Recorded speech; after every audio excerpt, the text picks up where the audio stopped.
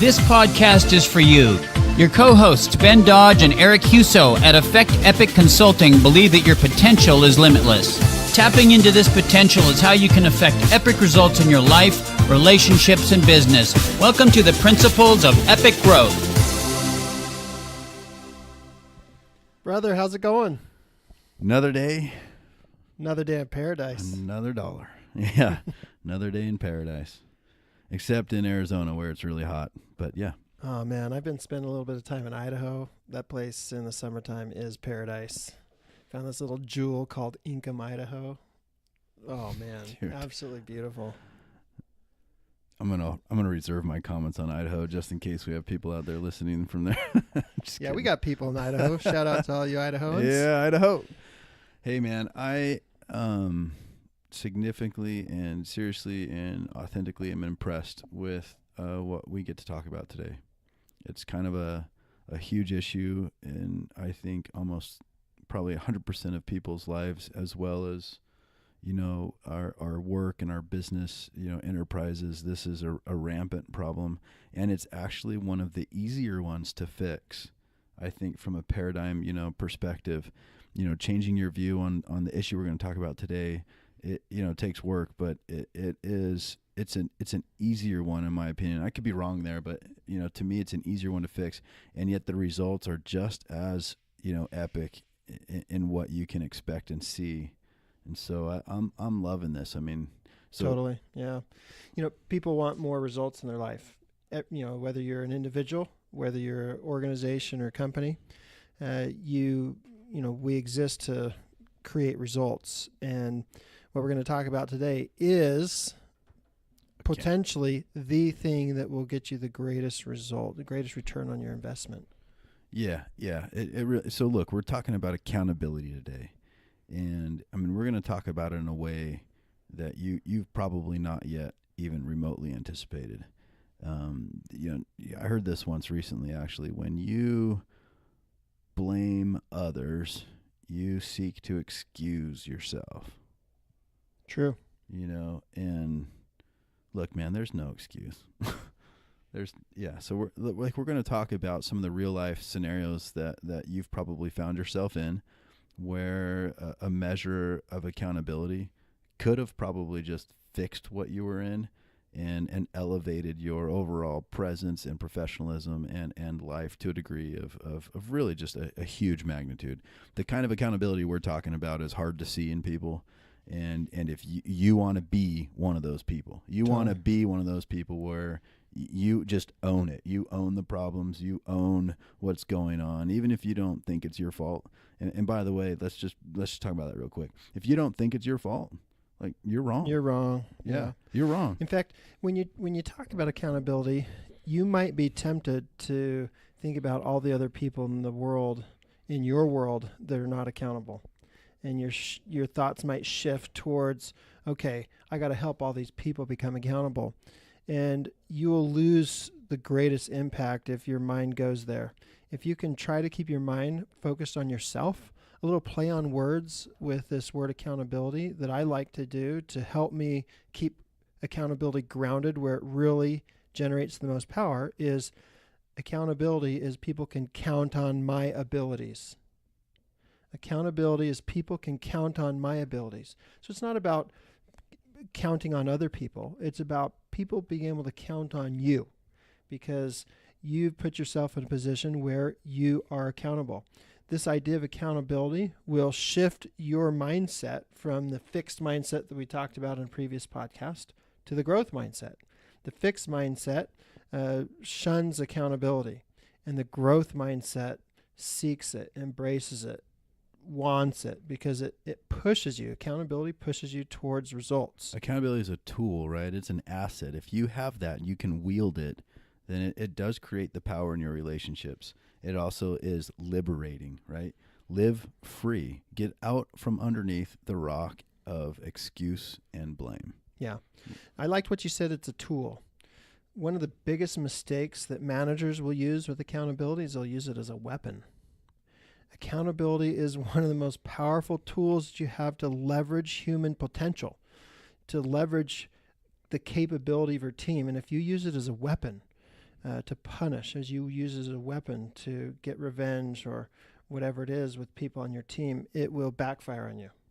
Yeah. It will blow up. Yeah, and by the way, here's a really good tip. If you ever use accountability as a weapon and you're like, "Oh, she doesn't get it or he doesn't get it," and like I'm gonna hold them accountable. Yeah. Right now, catch yourself, stop, think, guess what? You're blaming. Like it's always, accountability is often used as a blame tactic. That's terrible. Blaming somebody else for a problem. And using the language, I want to hold you accountable. Now we're going to flesh that out. Look, bear with us. We're going to explain how that means. But just leaders do need to hold people accountable. Absolutely. Yeah. And there's two versions of accountability that we're talking about essentially. The kind with yourself, you're holding yourself accountable. Anything that goes wrong in your life and your company, look inward first. How did you not do something or not say something that could have affected or changed that, or whatever. And then secondly, the kind of accountability that you hold others to, like the whole tolerate, becomes the new standard thing. Right. And so we'll talk about all that, but yeah, so the accountability, if you even kind of feel like, oh, I'm going to hold these, sons of guns accountable. They're not doing their job. They're not meeting their quotas or whatever, or it's a spouse. My spouse, I'm going to hold her to it. She said something or she didn't, or she always this, she always that. Yeah. Okay. You're using it to blame. Yep. So keeping it grounded on ourselves, let's talk a little bit about how we can increase our own personal level of accountability. I love it.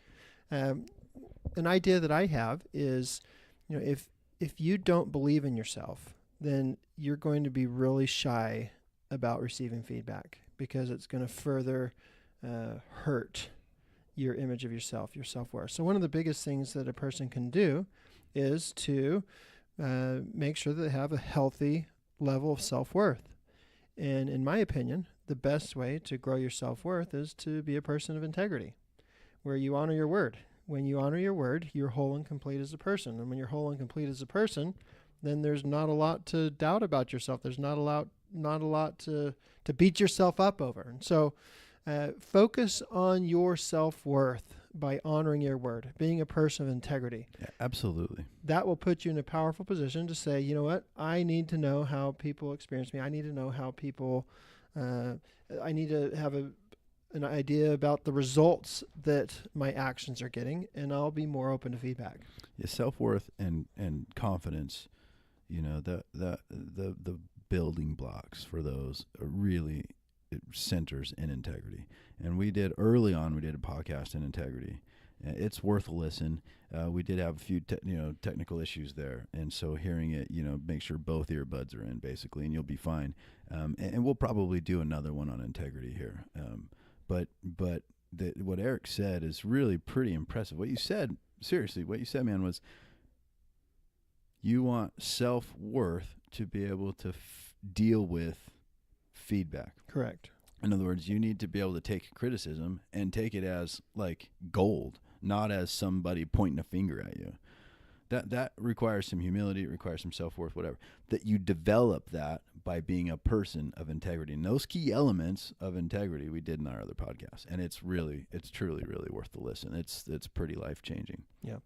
You mentioned criticism and feedback in the same sentence. I would say that the difference between criticism and feedback is how the person receives it. See, now once again, I didn't blame somebody else for being critical of me. I put it all on my shoulders. Like, the difference between being criticized and receiving feedback is how I personally receive it. Do I receive it as criticism or do I receive it as feedback? That's right. Once again, we're staying centered on us. As soon as we go off center and we start to look at other people, now we're out of a powerful position. We're out of our core strength. We want to stay focused and centered on us and how we personally are embracing accountability. Those that want to grow welcome feedback. They welcome criticism. They seek it. They look for it, right? They hunt it down. They chase it down. I'll give you an example personally. We're interviewing here. We're going to hire somebody at the office, and forgive me if we talked about this before, but the position that I'm creating in the legal industry, at least with a couple of my law firms that we have, I'm literally hiring a person whose sole job is to open us up to criticism with every client. Let me explain what I mean. it's a concierge person, essentially. And no law firm has this person right now. That's not industry standard. What I'm doing is I'm going to hire somebody who's going to call all of my clients once a week, every single one. Hey, Mr. So-and-so, how you doing today? Oh, by the way, this call is not being billed. Don't worry. This is not a billable. It's not a billable call. And that needs to get out. That needs to get out in the beginning, right? But still, follow me through this. This, Mr. Smith, how you doing? How's your case going? Is there anything that you have questions about, or anything you think we're not doing well, or we just want to know how you're experiencing this legal process. We understand that going through legal problems can be frustrating, and we want to know how you're doing and how you're feeling, and whether your questions are getting answered, and whether everything's happening how you think they should. Guess what? Nobody wants to ask in that scenario, right, Eric? No attorney wants to know that. That's, oh man, they're going to complain, or oh man, now I want that. You bet. Complain. That's an opportunity for me to turn you from a concerned client into a extremely satisfied one. Yeah. I want that person's going to refer to me, every friend and family member they have, because I'm going to find out what their concerns are, and I'm going to resolve them. And I'm going to do that every week, to the point where that phone call, those clients will look forward to it. Yeah. Now let's step back a little bit, because there's a lot of people, if you're a business owner, you might be squirming right now at the thought of doing that in your business, because you know that there might be some unhappy clients out there, and you might open yourself up to some criticism. You might open yourself up to some free work that you've got to do to make that client a happy client. But the reason why you're able to do that, Ben, is going back to what we said earlier, is you have a high level of self-worth around yourself as a businessman, because you have operated your business in integrity. A high degree of integrity. Yeah, absolutely. You have operated with integrity. You have been a person who has been really careful about what you've given your word to. You've been really clear. You haven't, sold people. You haven't done the bait and switch thing with people. You're a person of integrity. You're committed to what you've given your word to, and that's given you a high level of confidence. And that being said, you're not perfect, and there's some people out there that might be a little frustrated with this or that. Yeah, I was just going to say that. But you can receive that accountability because you have some self-worth around what you've done, because you've operated in integrity. Yeah, I mean, people make mistakes, and we'll probably get to some of the mistakes that we've made in some of my businesses over the years. But yeah, we'll focus on all yours. Yeah, people make mistakes, but people are okay with that. It's when you deny, it's when you hide, it's when you run, that it just creates that frustration and that anger. Look, as an attorney in this world with law firms, like, there's a high degree of professionalism that's expected of us, and there's a lot of trust in what we do for our clients. The fastest way to breach that is to operate without integrity, right? So look, I want to know if a client is not happy, and I want to know, like, ASAP.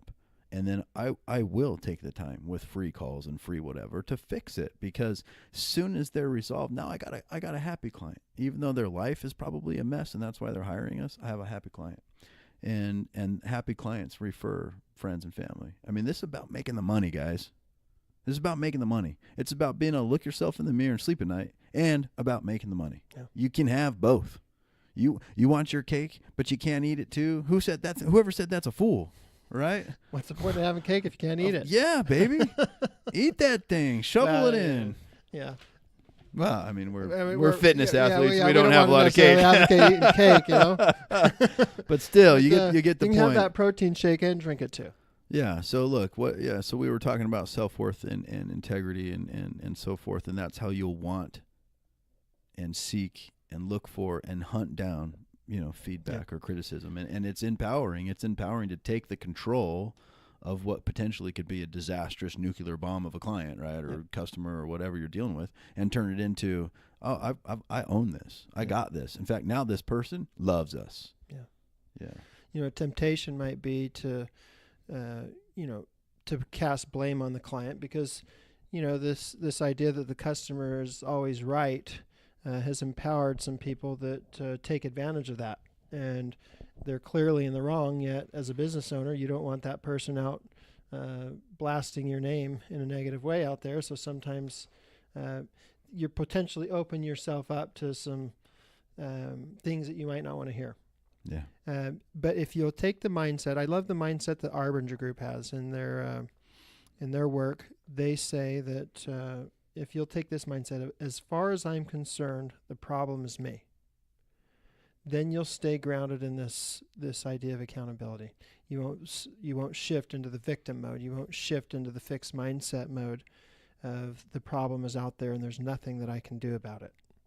Let's go to the Navy SEAL example. I mean, Navy SEALs are rock stars, right? They're heroes on every level. But more importantly, as an organization, they're extremely efficient, right? They have created incredible teams that we can learn from. Yeah, and they operate in teams. Yeah. And there's a lot to learn. And just a quick side note / segue / plug, there's a book called Extreme Ownership.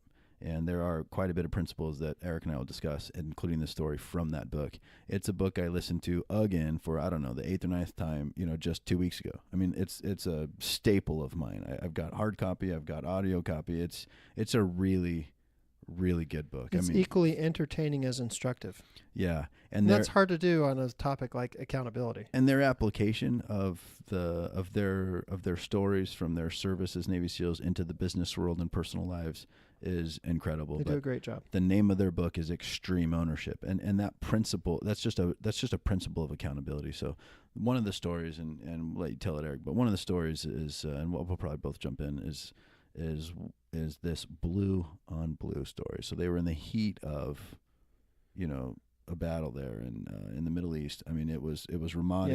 Yeah, it was the worst part. It's, to this day, I think it was the most bloody of Navy SEAL like battles that their history has ever seen in terms of their time at Ramadi. So you got these Navy SEALs that are firing on a target, and one of the leaders goes in and busts down the door, and then he's face to face with another Navy SEAL, and there had been a breakdown of communication where they didn't know that they were in that building, and an Iraqi soldier had reported that there was enemy fire, and so they're taking fire and then giving fire and not realizing that it's blue on blue, friendly fire. And as soon as you have an event like that, that's like the worst thing that can happen in the military. All the higher ups, they want to know what happened, and so they convene an immediate meeting. And I can't remember if it was Leif or Jocko that was the leader, the commander that was in charge of that, but he put together his PowerPoint slides where he went through every failure that led to this breakdown in communication. And so everybody's gathered, and he starts asking the question. Well, and let me give some context here before we go, because you're right. This guy named Jocko Willink was the commander in chief at the time. And he was the commander of all of the operations on the ground, right? Like he was the big dog in terms of boots on the ground. And then he had teams. Then they were all out there doing the thing. When there's a friendly fire incident, when you've got each other fighting each other, like that is literally the worst thing that can happen in the military. And so he had every expectation that his job was lost. Yep. So he went into this meeting. The higher ups had an expectation for him to find somebody to blame, and whoever that was going to lose their job. And he went in with that mindset. It's kind of an interesting, set of circumstances or an important context there. He went in thinking, I've got to find somebody to point the finger. Who didn't tell, so and so that they were shooting here, and who's the one that, and that kind of stuff. I got to find it out, because as soon as I point the finger, my boss is that guy's over. He's fired. Yep. So he went into that meeting thinking that. Yep. And he started asking the questions. Whose fault is it? Whose fault is it? And individual soldiers started taking responsibility. Sir, I didn't do this. I didn't communicate this effectively. I should have done this. I knew better. I should have done this. And each time he said, nope. It's not your fault. Not your fault. Yeah, and to the credit of that story, by the way, the individual soldiers and the only ones that took individual responsibility were the Navy SEALs. Interesting. Yeah. How they were the ones standing up, by the way, taking responsibility. I should have done this better, one of them would say. I could have done that better, or I didn't do this. That contributed to, the fact of the matter is there was probably a dozen mistakes by a bunch of people. Yeah. Really. But. And in the end, he said, no, it was not your fault. As your commander, it was my fault. I didn't train you properly. I didn't set you up in a position where you could be successful in a way that this wouldn't have happened. It is my fault. And he didn't lose his job. Yeah, he didn't lose his job. He didn't lose his job. Just garnered a whole bunch of respect. Tons. Okay. So this idea of extreme ownership takes extreme humility. Okay. You can't have extreme ownership without extreme humility. And courage. Yeah. Think about how courageous it was for him to stand up in front of not only his peers, people that work under him, but also his superiors, and to own that.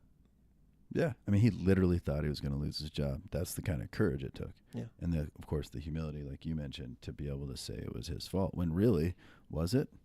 Yes. See, don't think about all the other dozens of mistakes. Was it really his fault? Yes. Yes.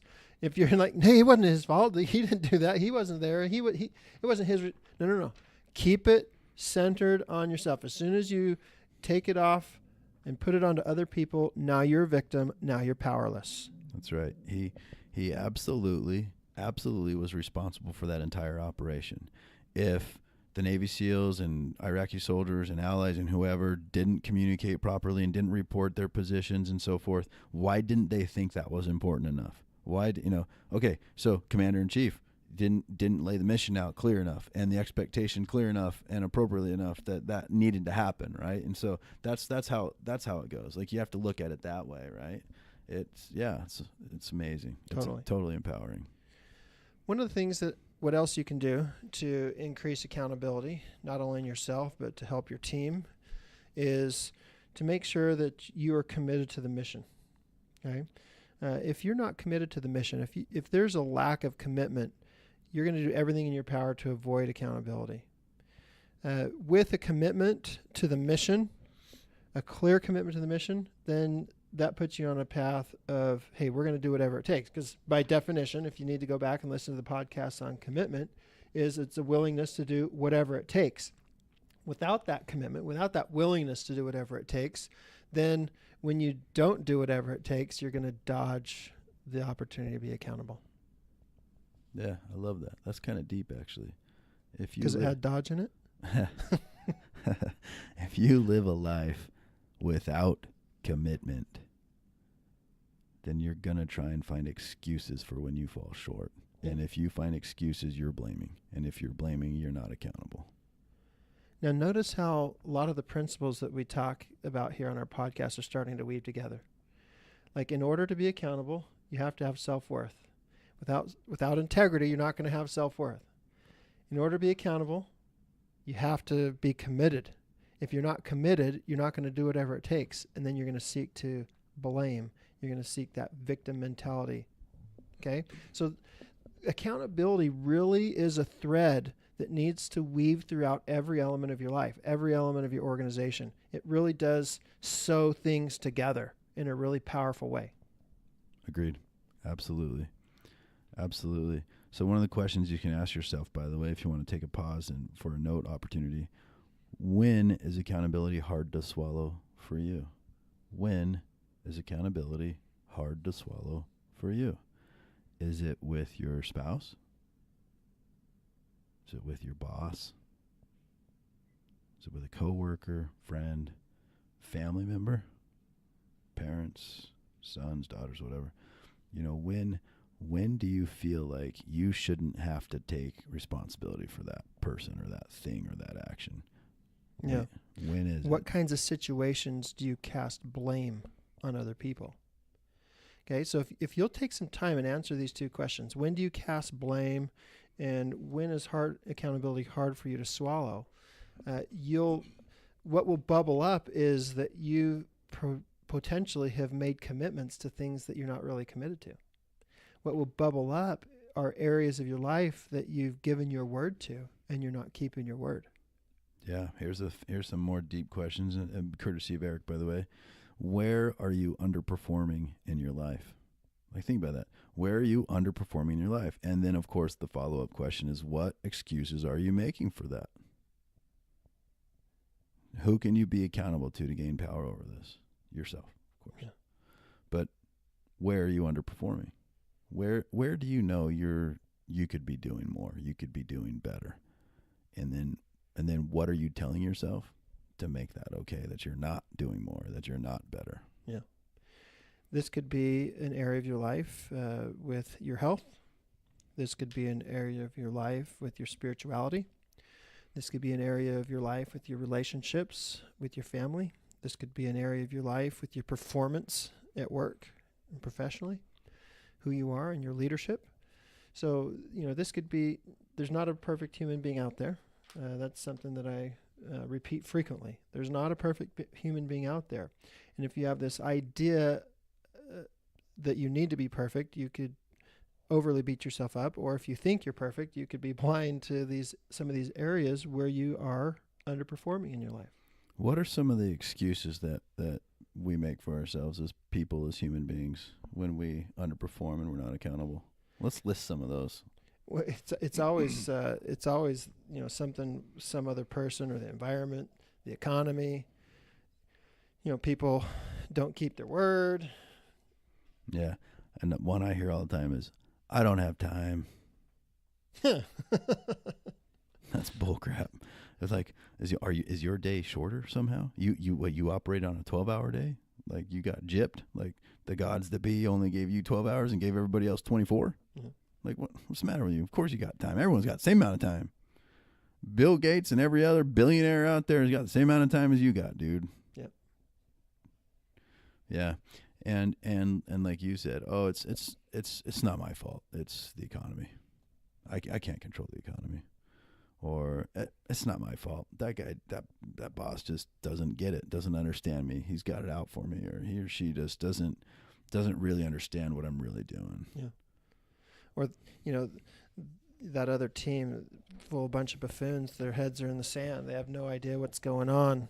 They're ignorant. Yeah. Yeah. Think about it. What excuses are you making? Blame. Okay. Now, I know that we've said stay grounded on yourself. One of the, after you have embraced accountability, after you've embraced this mindset of, I want people to be able to count on my abilities, as a leader, you want to have influence. You want to make a difference in the lives of other people. You want to help others also become accountable.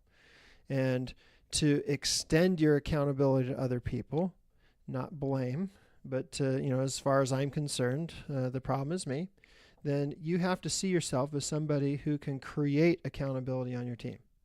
Okay? If you can't see yourself as somebody who can create accountability on your team, then you won't be creating accountability on your team. So see yourself as somebody who is grounded in integrity, grounded in this self-worth through honoring your word, who knows what they're committed to, is really clear on what they're committed to, and seeks feedback so that they can be totally aligned with what they're committed to, what they're giving their word to, and trust that will generate power, that will generate a feeling when people experience you as this is a person that can be counted on. Okay? So as a leader, we want to develop accountability with our team. And everyone's a leader. No matter what your role is at work or in your family, you're a leader and you have a team. So how do you do that? How do you create accountability in your team? Great story from Extreme Ownership and the buds. So during buds training and Hell Week especially, you're split up into these boat crews, right? The Navy SEALs are split up into these boat crews, teams of 5, 6, people, and it's based on height, and then you roll with it. And these boat crews, have these races, and it's middle of the night kind of stuff. It sucks, but it's awesome. So what happens is they split them up and they say, look, you got to heave that big old rubber boat, and it's a heavy son of a gun, especially filled with water. You got to heave it up. You got to run, a couple miles down the beach, and you got to throw it out into the surf and overcome all the waves and paddle around this thing, come back, heave it up again, and run back. And it's a race every time. And in this particular story, again from Extreme Ownership, there was boat crew 2 and boat crew 6. And boat crew 2 was the winning boat crew, if I remember right. And they every time just they won every single race. They just dominated. They just literally dominated. Boat crew 6 was like the last. They were by far in the last place every time. And so one of the leaders there, one of the Navy SEAL leaders, had an idea like, what if we changed out the leader from boat crew 2 and swapped it from boat crew 6 to see how well boat crew 6 would perform. You can see, by the way, before this, the context is the Boat Crew 6 leader was, blaming a little and frustrated. Sulking, yeah. Man, if I would have had a better team. Yeah, that kind of crap. My team sucks. I got the short end of the stick on this draw. Yeah, just kind of blamed everything and everyone around them instead of just owning it, right? And so they put Boat Crew 2 leader into the Boat Crew 6. And all of a sudden, Boat Crew 6 started winning. And they were the worst performing, trainees out there. But they started winning. Also, surprisingly, Boat Crew 2 was still in the mix. Yeah, they were in second place, just a few seconds behind. That's right. And sometimes they won, and sometimes Boat Crew 6 won. But Boat Crew 6 all of a sudden started winning. So what happened? What changed the result there? It was the leader. And how so? It was the leader. He was able to create alignment on the team where everybody was committed to the same mission. Instead of working as individuals, you got 6 people working as individuals. You got 6 people now aligned, working as a team. Totally focused on the same mission, and that is, as a team, we are going to win. If we don't win as a team, we're not successful. Yeah, the mission was clear. He made it clear to them. He believed in the mission, and he believed in them. He believed in them. He believed in them. The prior leader did not believe in them. Yeah. He believed in them, and so when they were asked to execute something, they followed, and they followed him with the energy that he put out. It was matched by them, and they started performing. Yeah. Notice also that the team that he left continued to be successful. That's the mark of a powerful leader. That's what Jim Collins calls a level 5 leader, that long after you're gone, that's right, your team continues to succeed. When that happens, it was never about the leader. It was always about the team. Right? Yeah.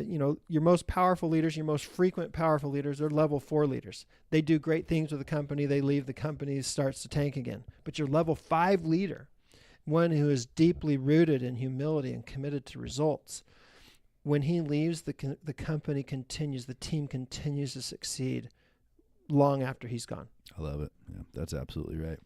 So, of course, this Boat Crew leader was embracing accountability, and he held his, crew accountable. What's the difference there between embracing accountability and holding people accountable? So this is where you can do this as a leader. This is where it needs to stay grounded in you.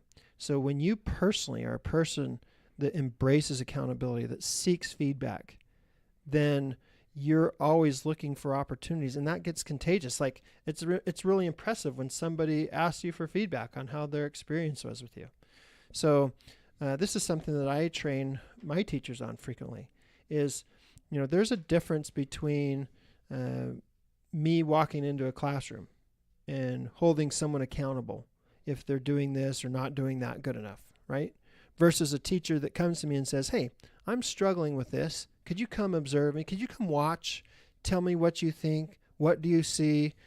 Get another set of eyes. I'm having a hard time connecting with this type of student, having a hard time implementing this procedure. I love it.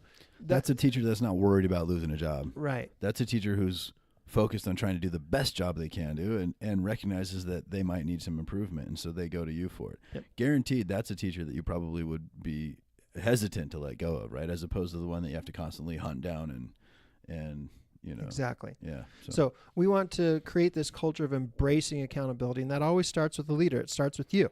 If you're the leader, if you see yourself as a leader, then you need to be a person that embraces accountability. That will then be contagious where people on your team will also do that. Another way that you can help other people to increase their accountability is to create powerful relationships. When you have invested in sincere, powerful relationships with people on your team, they don't want to let you down. They will perform. They'll go through a brick wall for you. That's right. Because they know that you sincerely love them. They know that you sincerely care about them. So it's not just about results. It's not just about holding people accountable. You have to create deep, powerful relationships that will generate within them a desire to perform for the team. That's right. So create that culture of accountability so that people want to embrace it, because then they feel that security, that job security, and they want to be better. Again, now those people are going to have self-worth. They're going to have to operate with integrity. They should be committed. There's lots of principles that you're going to want to help your team learn, understand, soak in, embrace, and start living, right? Because that's how you build your culture. Now, there is something to say about the traditional mindset of holding someone accountable, in the sense that there are standards, right? Performance standards that you're going to expect of yourself and of others as a team leader. And essentially, I love this about the whole tolerate thing. It's not so much what we're preaching to people that they need to do. It's what we tolerate in terms of behavior. What we tolerate becomes the new standard. Yeah. What you let happen, what you tolerate, what you let go, what you turn a blind eye to, that becomes the new standard. So in an employment perspective, for example, there are times you have to fire people. You're holding them accountable. You've presumably given them opportunities to learn and grow, however you define what that is for you and your business. And at a certain point, it's not happening. You pull the plug. Like, hold them accountable, because the longer that you tolerate the bad behavior, the poor performance, guess what? Every other employee starts just to model. ingrained in the culture. Yeah, because this is okay. This is what we do here. Yeah. Yes, this is okay. And so it's not okay. It doesn't mean you got to be a jerk and start throwing things and swearing and be this anger, human. Like, you don't want to be this.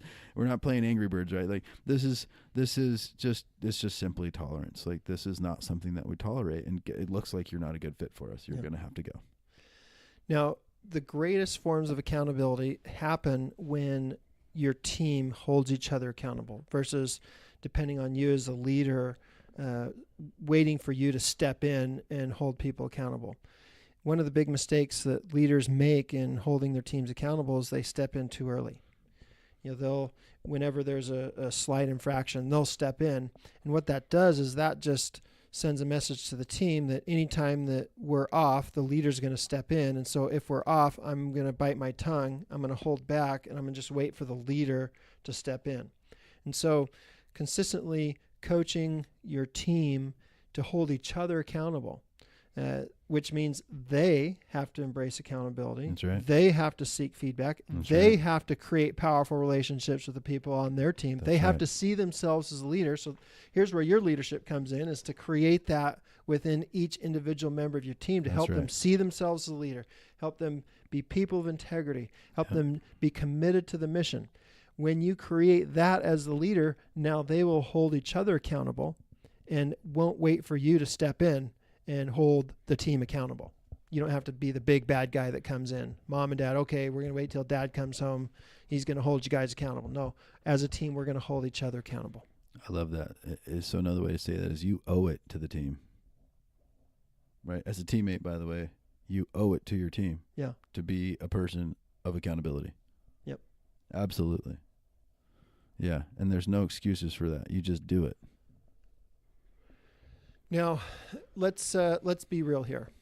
So we're all human beings, and we have this part of our brain that's the primitive part of our brain that feels threatened. For some of us, that's a huge part of our brain. Like, we go primal, baby. And not on the threatened part, but other primal instincts maybe. And so whenever we feel threatened, it creates that fight or flight syndrome. We've all experienced it personally. We've all felt it, and you're not going to get away from it until you're dead. 6 feet under, you can get away from it. But as long as you're alive, that primal part of your brain, that primitive part, when it senses a threat, is going to respond with that cortisol response, that fight or flight. And so you have to be prepared to deal with that. So you've been in a situation where somebody has held you accountable, or somebody's called you on a mistake that you made. Remember that feeling you got of defense, where you're ready to fight that person. You're ready, totally defensive. Say what? You're not going to run away from that, but you have to be awake to it. You have to be awake to it so that you can, in the moment, say to yourself, "Hey, I'm feeling myself threatened. This is where you're now engaging your rational brain. You're engaging your prefrontal cortex in rational thought. Where you're saying, "Hey, I can see that I'm feeling threatened. The person in front of me is not a mountain lion, Maybe. I don't have to be afraid of this person. Okay. Could be a cougar. Just kidding. And so now you can engage rational thought where you can then not fight or run away from the feedback, but you can choose to embrace it. You can say, you know what? This is an opportunity for me to learn. This is an opportunity for me to grow. This is an opportunity for me to improve.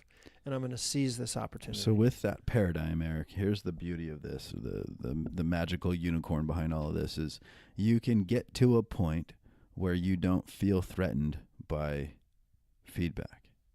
Okay. And that thought process that Eric just walked us through is a way to get to that space. So your initial reaction might feel threatened, but you can then get to that space where all of a sudden you're like, oh yeah, this really isn't threatening. This is wonderful. I want to grow. Give me more, give me more, give me more. You can get to the point where your initial reaction will be that way too, because it's just not something that you perceive as threatening. And that's where you want to get. That's where you want to get. You want to get to a space where eventually you live a life of embracing accountability. So your natural reaction is not a mountain lion thing. It's oh great, I need this. This is another one of those things. Another opportunity. And look, it's going to take time. Depending on, how defensive you are as a person just naturally, this might take longer for you than for some of the others out there. But at the end of the day, you can in the moment walk yourself to a space like that in your mind by that thought process that Eric laid out for us. But you should know the hopeful thing is to get to a place in your life where you just naturally don't even feel, like if somebody puts a bowl of ice cream in front of me, I don't feel a fight or flight response. I feel happy. I feel really happy. So you see what I'm saying? That's a cheeseball example, but at the end of the day, it's like a bowl of ice cream is not going to scare you to death, right? Yeah. And feedback can be that way too. Like you get to the point where it doesn't. For those of you that work for somebody, when your boss walks in the door, what do you experience? Do you experience the fight or flight? We've all had that experience when the CEO walks in the room. Like, are we all nervous? Are we like, that feeling of feeling threatened? No. So when you have embraced this idea of being accountable, then when the boss walks in the room, you should feel thrilled. Yeah. You should feel excited. Like, this is a great opportunity. I have the opportunity to be with the boss. I have the opportunity to be with the director. I have the opportunity to be with the CEO. And if you're the boss out there listening to this, what are you doing to ensure that you can create that kind of a culture where when you do walk in the room, that's how you're received? Yeah. And are you awake to how people receive you? That's right. Like, you've got to be awake. And the only way you can be awake to that is if you seek feedback from them. Hey, when I walk into your office, how do you experience me? How do you feel when your wife walks into the room? I'm excited. Don't answer. Love you, sweetie. No, seriously, coworkers, whatever, like how is that? Is it that one friend you have that's, constantly criticizing everything you do and picking apart all the reasons why you do everything? Is it a coworker? Is it, somebody in your social circles that posts something and you're like, oh no, do I read it or not? It's going to, like, okay, wait a second. Like what? Let's fix that. You don't have to feel that way. And sometimes those people just don't need to be in your life. I'm just going to say it. Like, life's too short, man. We all have the same 24 hours a day. How much of those do you want to waste with those kind of people? Cut them out. Yep. If they're getting in the way of what you're committed to, you have to. Yeah, I agree. All right. Hey, really love talking about accountability today. Really, this is, like I said earlier, this is a thread that needs to weave throughout your entire life. It needs to weave throughout your team, your family, your organization. So good, dude. In summary, we asked you some pretty big questions. Just take a minute and take the time to ask yourself, when is accountability hard to swallow for you? Where are you underperforming in your life? And what excuses are you making for that underperformance? Think about all that. Remember the boat crew story. Remember the blue on blue where the guy just owned it. And then, and then just one more reference to that. Absolutely love that book. Completely endorse it. I think Eric would agree with that, right? Absolutely, yeah. Extreme Ownership is the name of one it. Of my favorites. By Jocko Willink and Leif Babin. And they happen to read that book themselves, by the way, on the audio version, and they're just tough sons of guns, man. They sound a lot tougher than us. Yeah, it's pretty cool. But, hey, we love it. Thanks for all of your feedback on our podcast. We love the questions that we're getting. If there's anything in particular, of course, that you want to address with us, problem with your particular work or whatever's going on, we're happy to chat with you. We're here for you. We believe in your growth. That's why we do this. That's why this thing's free. Like, we want everybody to experience a life liberated, a life without limits. So message us, man. We're here. We're in your corner. We love what we do. Happy to have a conversation. Have a great day. Thanks for listening to the Principles of Epic Growth podcast, your path to epic performance and life with incredible growth.